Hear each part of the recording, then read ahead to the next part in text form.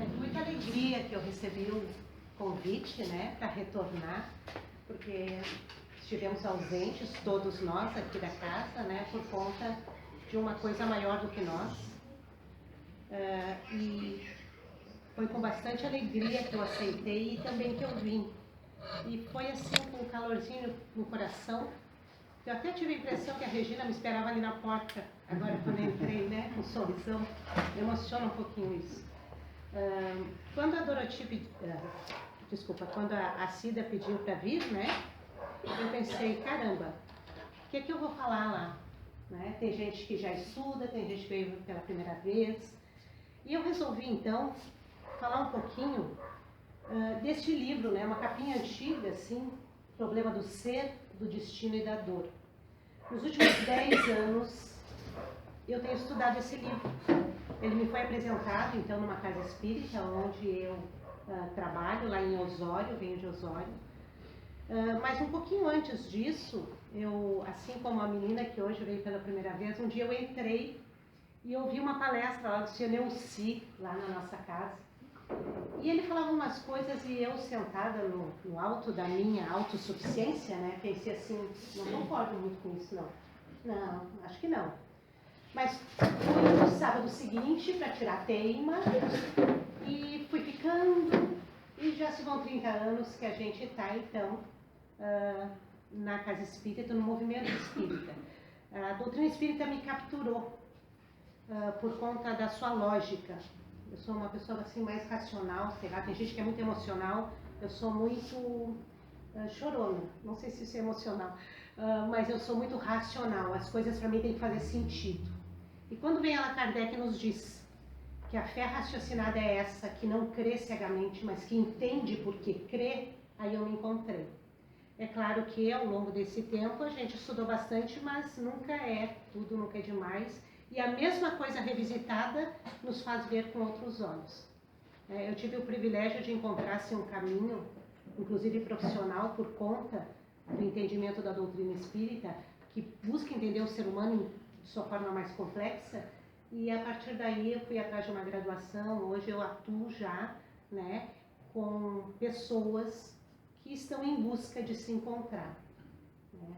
E aí a querida ali fazendo a prece aqui, né, a leitura, né, e já ali no Evangelho a gente sabe, no livro dos Espíritos também, como é que se reconhece o espírito afinal, né, quem estuda sabe, né, não é porque ele é bom, não é porque ele consegue, mas é pelo esforço que ele faz para ser melhor.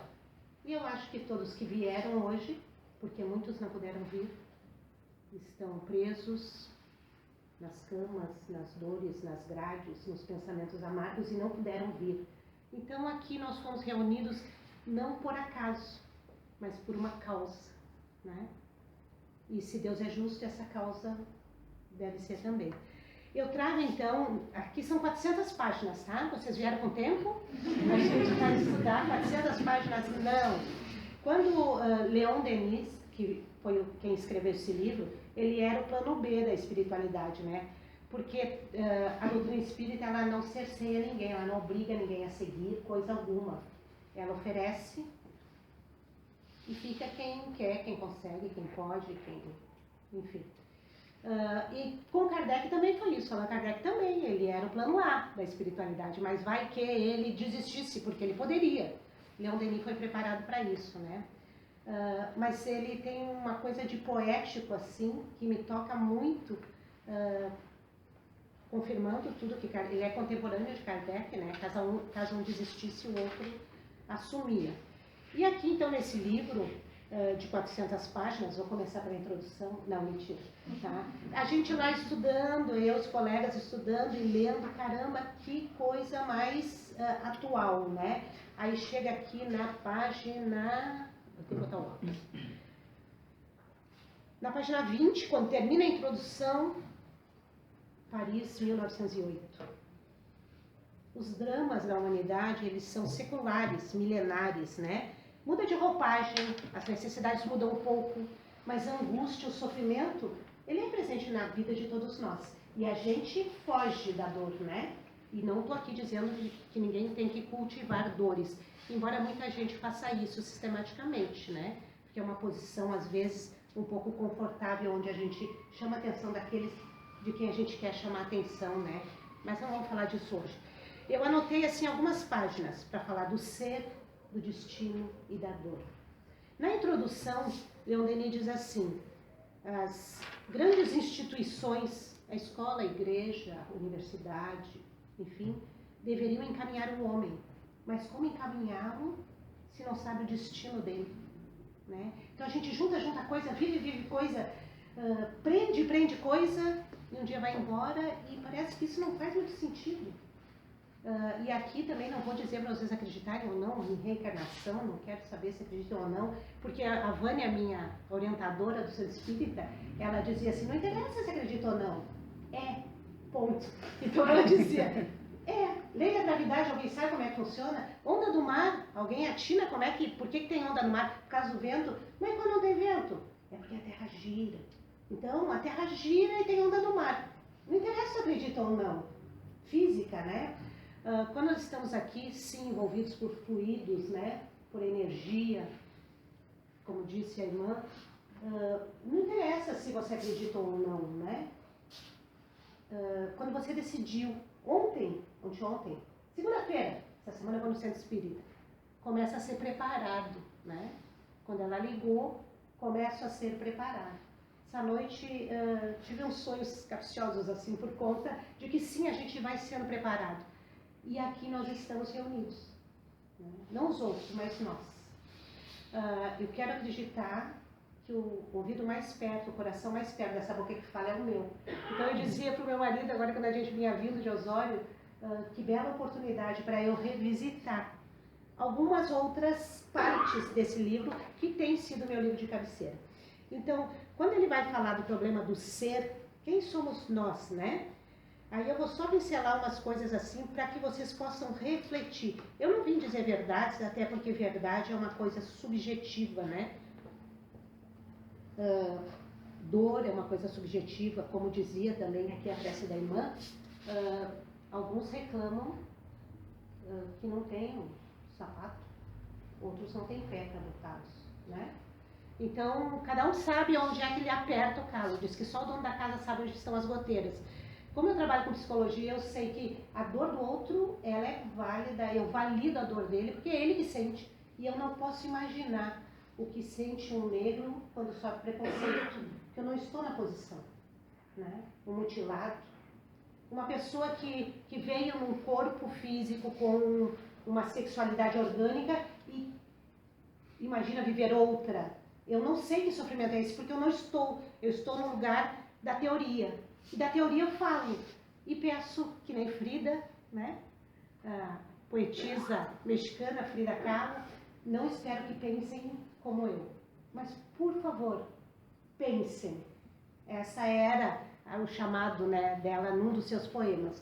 Então vamos refletir juntos. Na página 58, Leon Denis diz assim: o organismo material não é o princípio da vida e das faculdades, é ao contrário, o seu limite. Então, se vocês não estão vendo a espiritualidade que está aqui, não é porque ela não esteja, é porque o nosso olho orgânico, às vezes... Ui, não posso sair daqui, né? Posso? Não posso sair do foco. O olho orgânico, às vezes, não consegue perceber. Quando a gente pega o controle remoto aí e aperta assim, e lá na televisão troca o canal, a gente enxerga alguém trocando o canal lá? Precisa acreditar? Não, né? É a luz, aqui a onda, ondas e energia, é disso que o mundo é feito.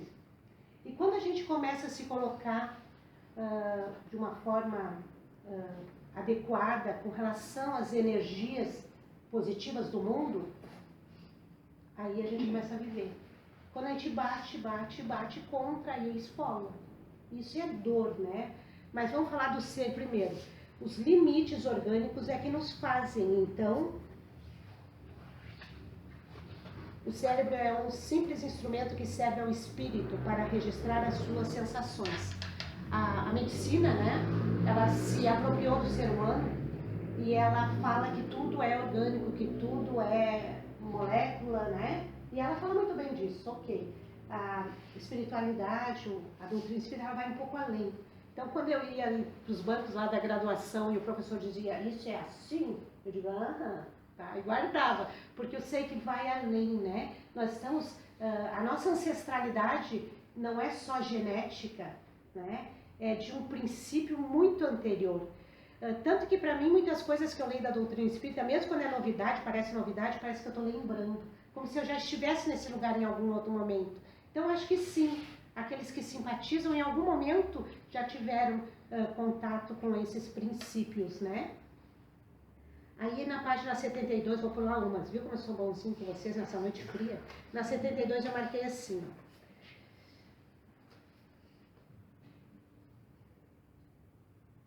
O nosso eu ordinário, superficial, o nosso corpo, limitado pelo organismo, não parece ser mais do que um fragmento do nosso eu profundo.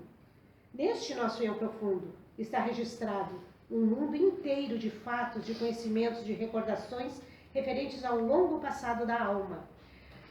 Nós vamos ver também que a doutrina espírita nos ensina que, e o senhor Leuci, que é esse senhor, também fundador da nossa casa lá, diz com muita propriedade, até com uma certa ironia, que como é que é o princípio da vida, né? Um óvulo espermatozoide dentro do líquido amniótico ali e tal, né? No útero, cresce, se desenvolve, rompe a bolsa, rasteja, gatinha, caminha, cresce. A gênese orgânica. Nós nos libertamos lá daquela cauda do mar, porque todos viemos lá, né? No início do mundo, nós éramos aquela ameba lá, né? No meio do oceano, por isso também que o pessoal vem para o mar, vocês sabiam, né? Para recarregar a lembrança da nossa origem, que foi um dia assim um caldo, e aí viramos répteis que saímos da água, rastejamos até que um dia levantamos, caminhamos, tivemos consciência. A gênese orgânica se repete, deu tão certo nos milhões de anos que Deus botou na linha de produção. O que levava milhões de anos leva 9 meses agora, né? Mas a gênese é a mesma, o processo é o mesmo, né? O pessoal ri que eu digo assim, deu certo, botou na produção. E a gênese espiritual também. Porque senão nós íamos nascer como nasciam os primeiros homens primitivos. E a gente não, a gente já vem, e cada vez mais, às vezes meu marido olha as crianças e diz assim, parece que não é daqui. Eu olho para eles e não é mesmo, né? Porque a gente levar 3 vezes para abrir os olhos, hoje eles nascem fazendo selfie, né? Já posta ali e tal. Então, assim, a coisa está adiantada. Eu nasci de 42 semanas, as crianças estão nascendo de 39, né? Até a gestação está diminuindo, o processo está acelerando, né? Então, nós somos herdeiros de nós mesmos ao longo de muita coisa. Na página 119, Leon Denis vai dizer assim, a alma é uma partícula da essência divina, projetada no mundo material. Jesus dizia, vós sois deuses. A gente não acredita, né? A gente acha que a orelha não está boa, vou fazer uma plástica, botar botox não sei aonde, né? Esses dias eu ganhei uma oferta de botox e eu digo, dói? Dói, então não quero. Esse negócio de dor não, né? Só no discurso a dor, né?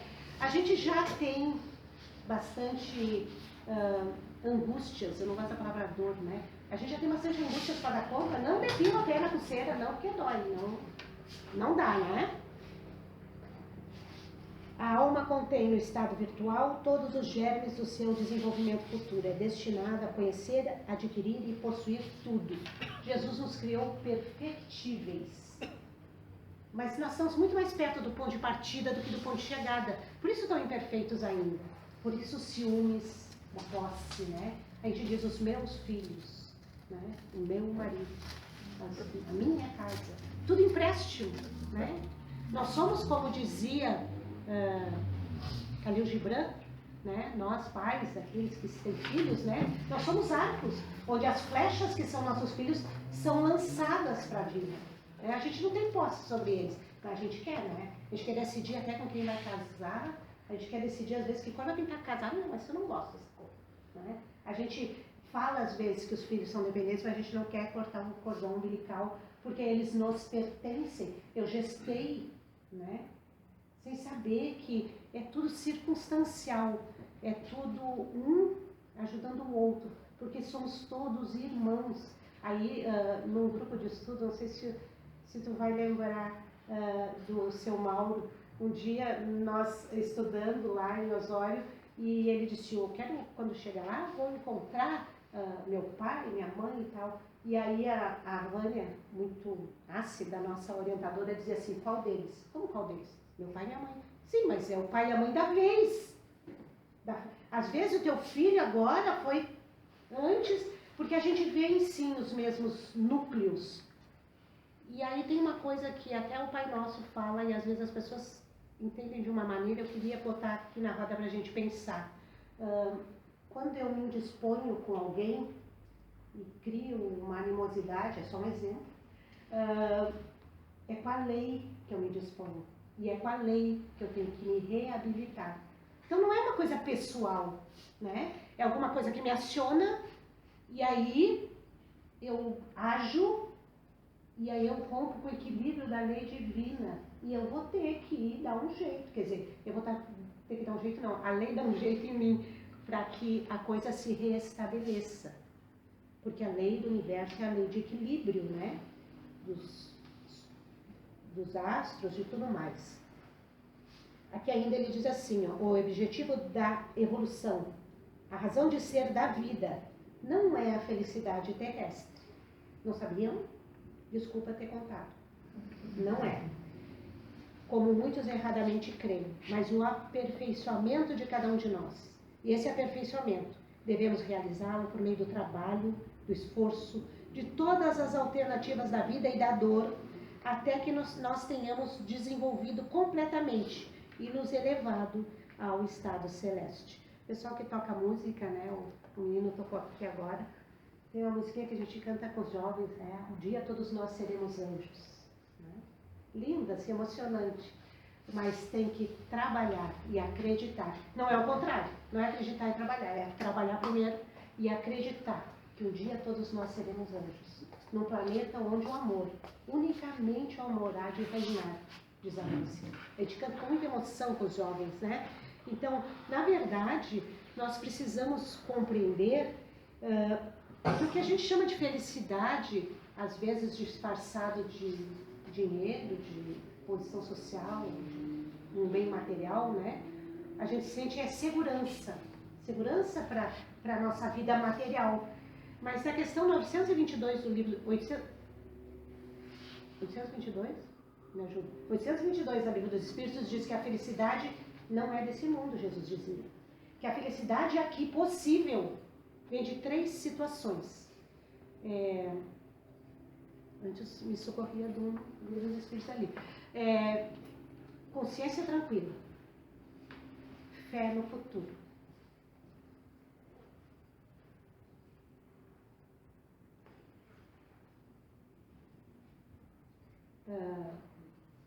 Posse do necessário, do ponto de vista material, posse do necessário. Do ponto de vista espiritual, consciência tranquila e fé no futuro.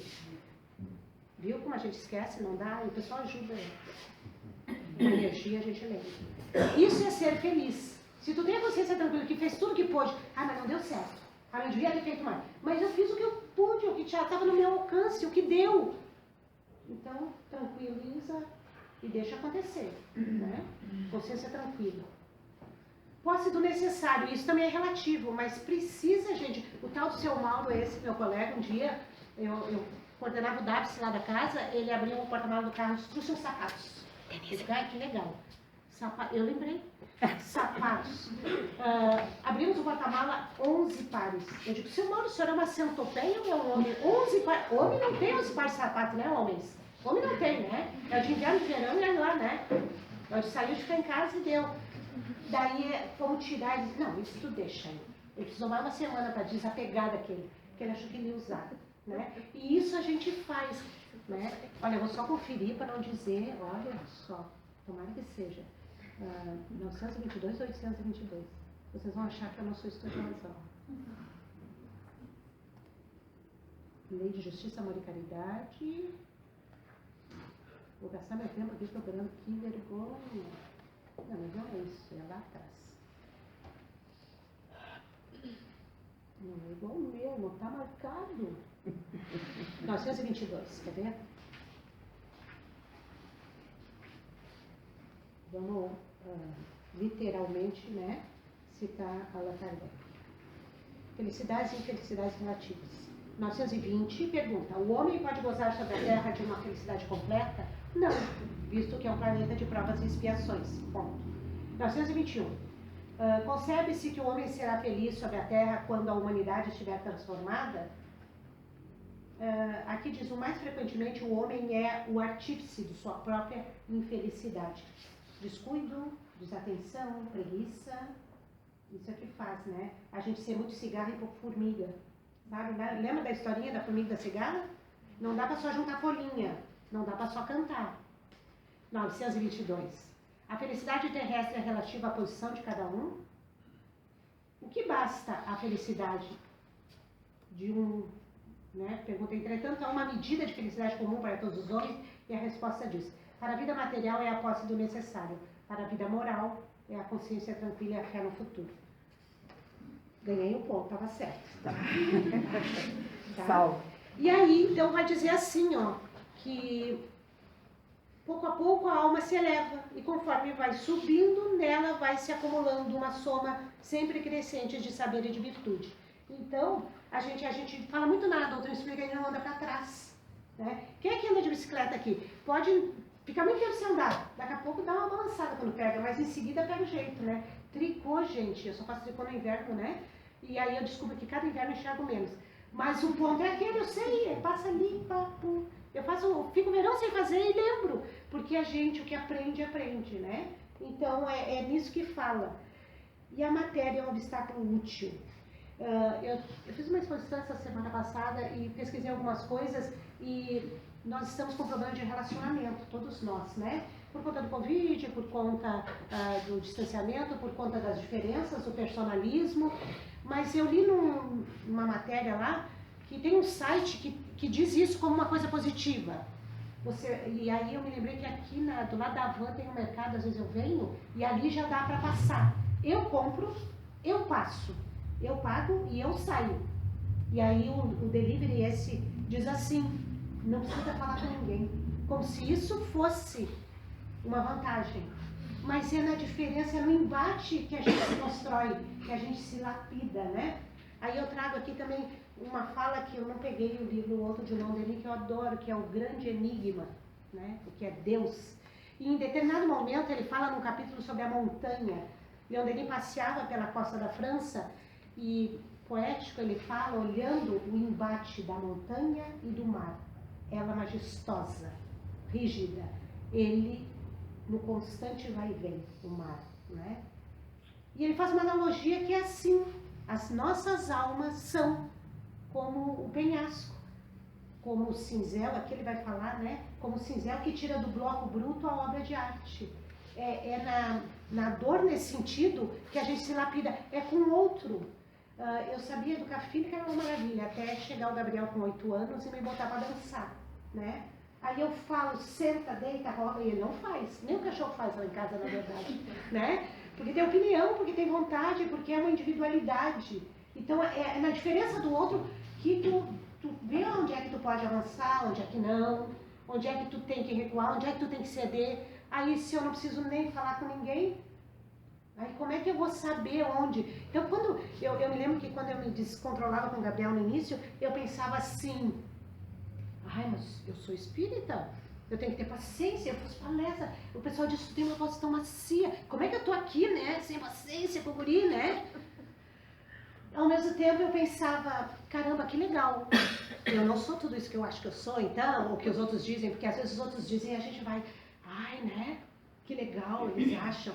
Não, gente, a gente é uma pessoa em construção, nós somos resultado das nossas experiências e de como nós vivenciamos elas.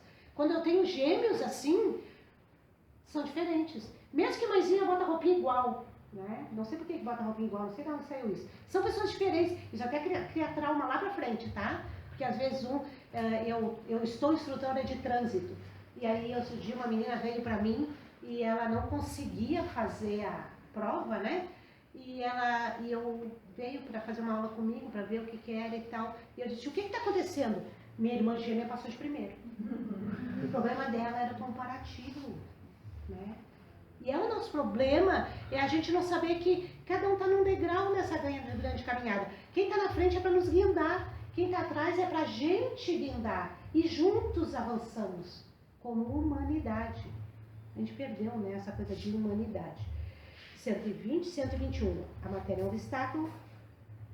Como sem a dor havíamos de conhecer a alegria, sem a sombra apreciar a luz, sem a privação saborear o bem adquirido. É o contraponto, né? Porque quantas vezes a gente, esses dias tive aí um resfriadinho, derruba a gente. Aí a gente diz, caramba, tão bom quando eu estava disposta, né? Mas quando estou disposta, às vezes, tá frio, tá. Não, gente, tudo é lucro. Aí naquele dia que estava indisposta, bota o pezinho numa baciazinha com água morna. Ó, escalda a pés, coisa chique. As mulheres pagam dinheiro fazendo spa, fiz lá em casa. Né? Então, a gente acaba fazendo uma limonada do limão, né? A gente acaba, porque tem outro jeito, ou é reclamar, ou é enfrentar. Então, na psicologia, a gente aprende que o corpo, o estresse vem disso, né? De duas posições que a gente tem. Enfrentamento ou fuga. E o estresse, ele é o medo, tudo é positivo. Às vezes a pessoa diz, eu estou aqui porque eu tenho medo, eu não quero ter medo. Caramba, o medo te protege de não fazer uma bobagem. O medo demais faz mal, o amor demais faz mal. Esse dia um aluno disse, como amor demais vai fazer mal? Eu olhei para ele e disse, nunca ouviu falar em feminicídio, né?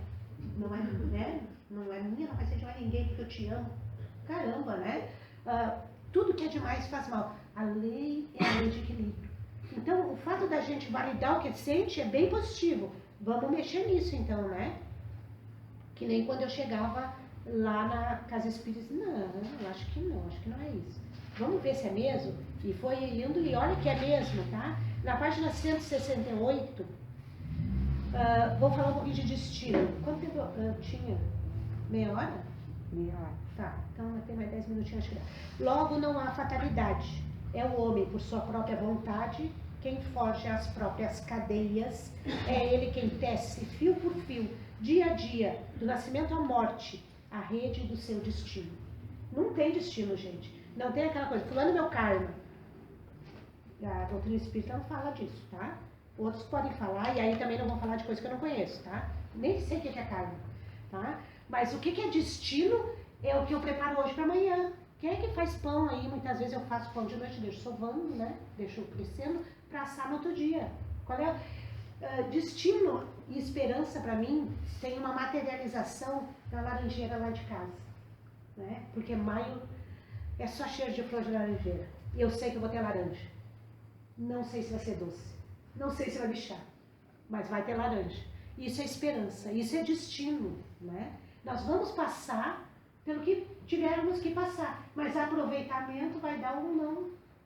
Por quê? Porque uns de nós vai mais adiante, outros não. Lá na faculdade tinha gente que fazia uma vez por semana. Tinha gente que ia todo dia e não entrava em aula. Botava a mochila e saía, né? A mochila acho que vai pela grau. O aluno acho que não, né?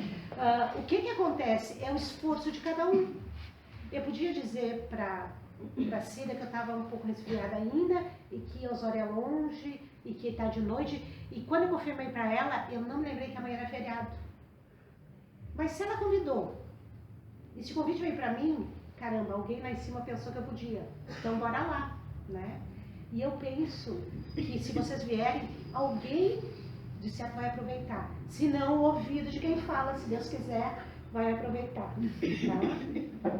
Na 169 ele diz assim, é isso que é necessário, dizer, repetir e fazer penetrar no pensamento e na consciência de todos, que é preciso conquistar as forças morais, sem as quais ficará para sempre na impotência de melhorar a sua condição e de melhorar a humanidade.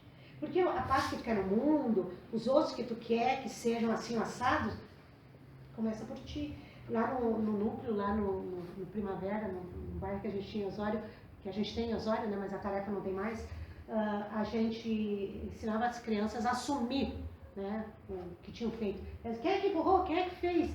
Aí eles diziam, foi ele. Aí a gente ensinava que, como assim foi ele? Fomos nós. Olha ali, tu aponta o dedo para lá, 3 estão apontando para ti. Né? Uma maneira simplória de dizer que tu faz parte, né? Mas eles, mais esperto que eu, né? Vendo quando eu chegava, o que houve? Quem é que fez? Foi ele. Eu já não apontava, só mais assim. Por quê? Porque a gente vai adquirindo consciência, né? Fazendo conhecer os efeitos da lei de responsabilidade, demonstrando que as consequências dos nossos atos recaem sobre nós, através dos tempos. Pouco a pouco serão levados todos os homens a conformar o seu proceder com esta lei, a lei de Deus, né? Porque a dor, então, a gente vai falar rapidamente, né? Deixei bem pouquinho para a dor, porque a dor é coisa ruim, né? A dor é o chicote, a dor é a espora. Porque se na zona de conforto a gente não sai do lugar, lá é morno, não é agradável, não cresce nada, nem ideia, nem sonho, nem coisa nenhuma. Por isso que às vezes vem a dificuldade. Pela dificuldade tu busca uma solução. Pela solução, às vezes tu busca uma outra via. E aí tu encontra uma saída. Mas tu fica lá, parado, achando que tá bom, que tu é um coitadinho. Eu sei sim, eu não sou ingênua, a gente estudou também sociologia. Eu sei que muitas pessoas têm toda uma defasagem de oportunidades e tal.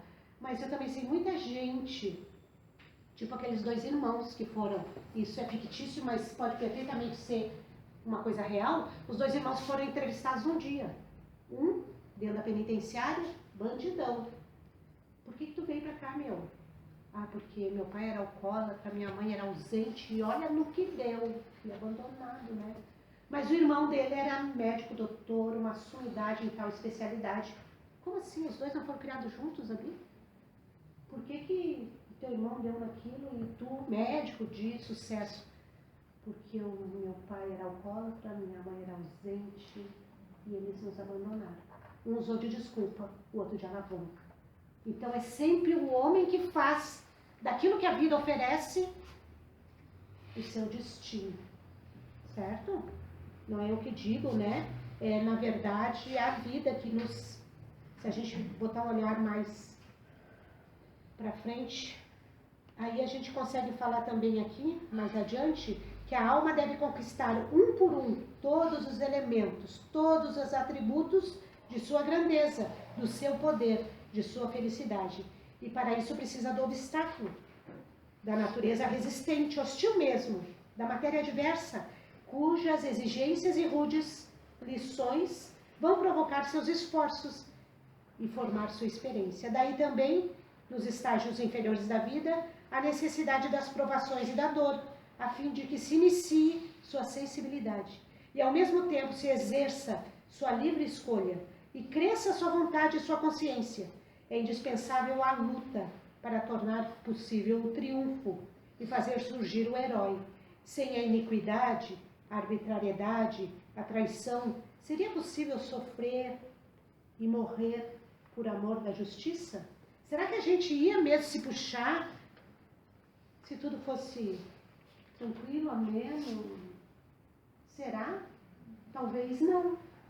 A gente não está fazendo aqui apologia à dificuldade, não é? Por favor, agora.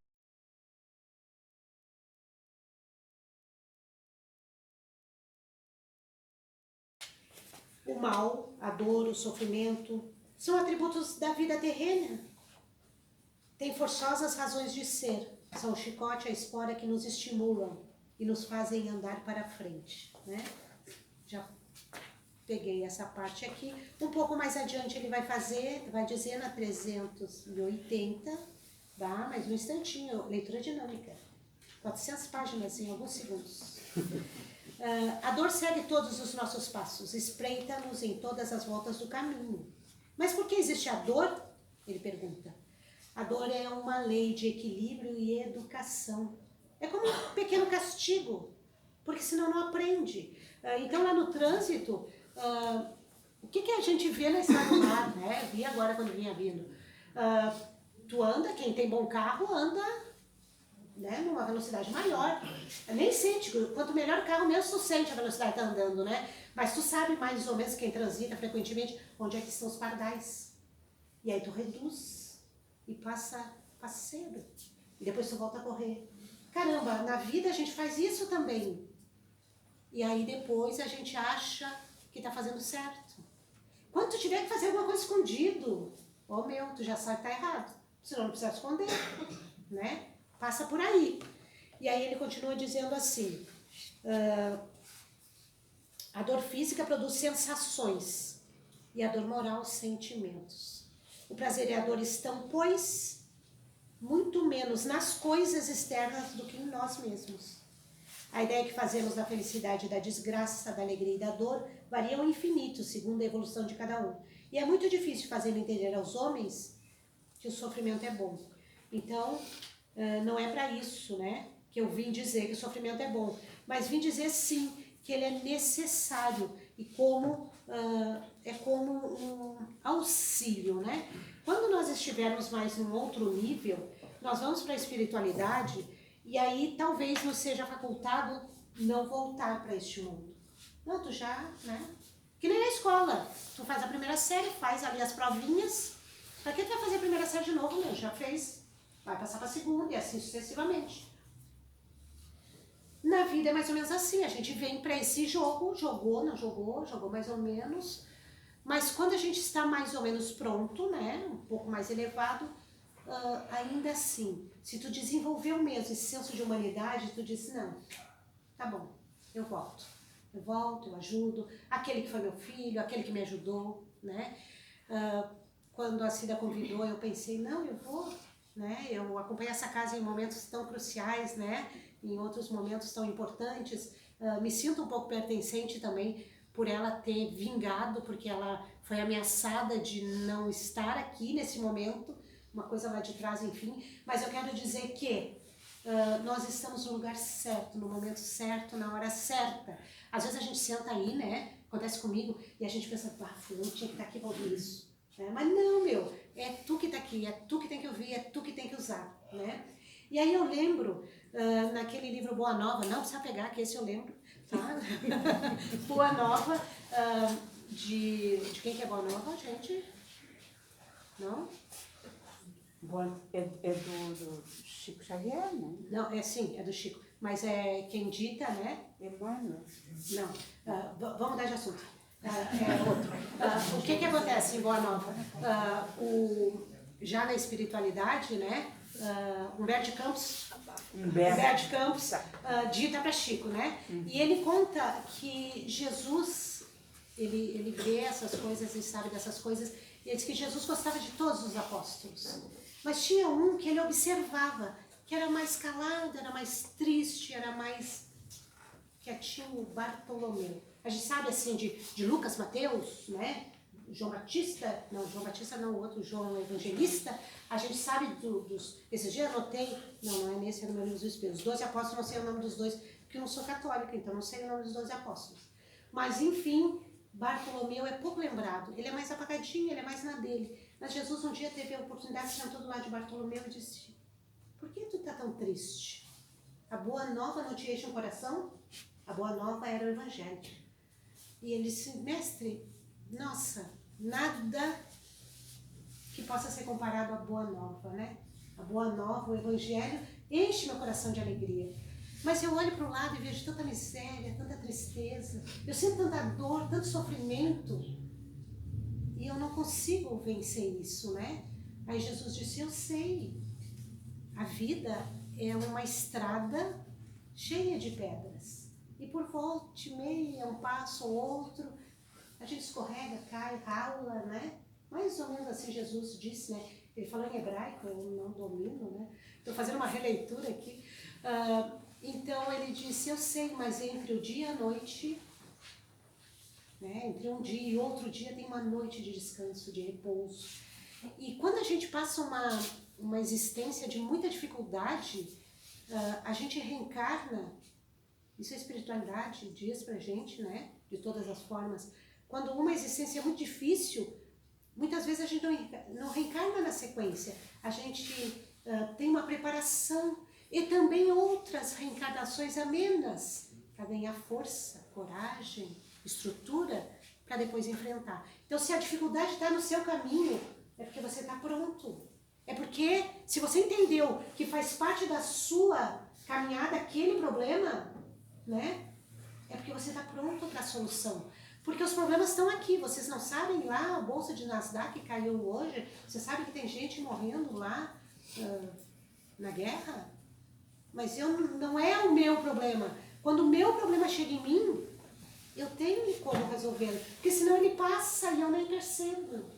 Então Jesus disse para Bartolomeu, né, que a fé, que o evangelho, né, ele está representado, né, esse é o livro dos Espíritos, ele está representado num livro, né, mas ele é uma coisa tão abstrata, mas ao mesmo tempo tão potente, que ele não consola, na verdade, nos momentos de maior aflição, mas aos poucos. A água viva do Evangelho, como na fonte da Samaria, né? Que a mulher foi lá buscar água e Jesus disse, dessa água tu voltará a ter sede. Do Evangelho não. A gente vai botando essa água limpa nesse vaso sujo, até que nem num tonel que tu vai renovando a água. Quando um tonel é muito grande, o que você faz para trocar água? Não dá para empurrar, não dá para virar, né? Você bota água limpa e aquilo transborda, um dia só tem água limpa. É isso que o Evangelho faz. Ele transforma. Então, se você tiver a oportunidade, eu vi que hoje o Evangelho saiu da livraria, né? E, nossa, meu desejo é que ele encontre, né, um bom destino. Alguém que comprou o Evangelho ali. Isso aqui transforma. Se tu pegar além da letra, né? Jesus não escreveu nada. Tudo foi escrito e foi organizado por Paulo 50 anos depois da morte de Jesus. Então procura ler o sentido e não a palavra, né? Amor para os gregos eram 3 palavras: eros, filos e ágape. Jesus só falava em ágape, o amor fraterno. É eu poder te olhar e não te conhecer e dizer eu te amo. É eu saber que tu precisa de um rim. Pode ser hoje, né? Não uma coisa de interesse, mas uma coisa além. Porque isso são laços que a gente faz ou fez. Capão Novo, gente. Por que nós estamos em Capão Novo? Por acaso? Por uma causa. Né? Que essa causa, e eu sei, eu não acredito, eu sei, né? É justa. Esse é o lugar que tu tem que estar. E o teu enfrentamento é esse, é hoje e agora. Faz ele com coragem. O que não der, consciência tranquila. Fé no futuro, outras oportunidades haverão. Desejo muita paz para cada um. E o meu sentimento é de muita gratidão por essa oportunidade. Muito obrigada.